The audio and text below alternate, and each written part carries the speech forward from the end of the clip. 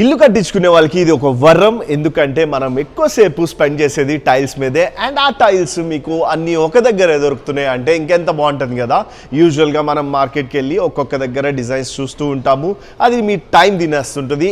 And car parking ఒక దగ్గర ఉండదు, కొన్ని చోట్ల ఉంటే మీరు ఆ టైల్స్ డిజైనర్నో ఎవరినో అడగాల్సి వస్తుంటుంది.